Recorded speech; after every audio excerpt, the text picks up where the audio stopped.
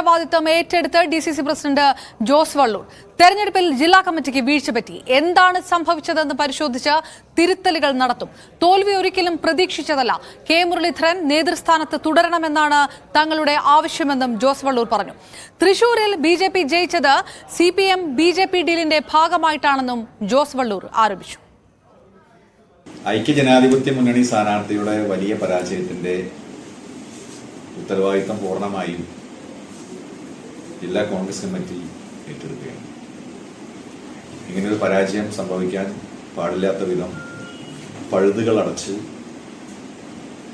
Shri K മുരളീധരന്റെ വലിയ വിജയം നേടാൻ ആവശ്യമായ പ്രവർത്തനങ്ങൾ സംഘടിപ്പിക്കുന്നതിൽ ഞങ്ങൾക്ക് വീഴ്ച പറ്റിയിട്ടുണ്ട്. അതുകൊണ്ട് ആ പരാജയത്തിന്റെ ഉത്തരവാദിത്തം ഏറ്റെടുക്കുക. സുരേഷ് ഗോപിയെ സംബന്ധിച്ച് ഇത്രയും വലിയ വോട്ടിന് അദ്ദേഹം ജയിക്കാനിടയായത് ഞങ്ങൾ തെരഞ്ഞെടുപ്പിന് മുൻപേ സൂചിപ്പിച്ചതാണ്.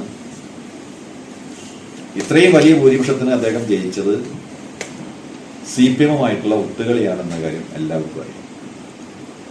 കരിവന്നൂർ ബാങ്ക് തട്ടിപ്പുമായി ബന്ധപ്പെട്ട് CPM നേതാക്കന്മാരും BJPയും തമ്മിലുണ്ടാക്കിയിട്ടുള്ള അവിഹിതമായ ഡീൽ, ആ ഡീലിന്റെ പ്രകടമായ അടയാളമാണ് നമ്മൾ ഈ തെരഞ്ഞെടുപ്പ് റിസൾട്ടിൽ കണ്ടത്.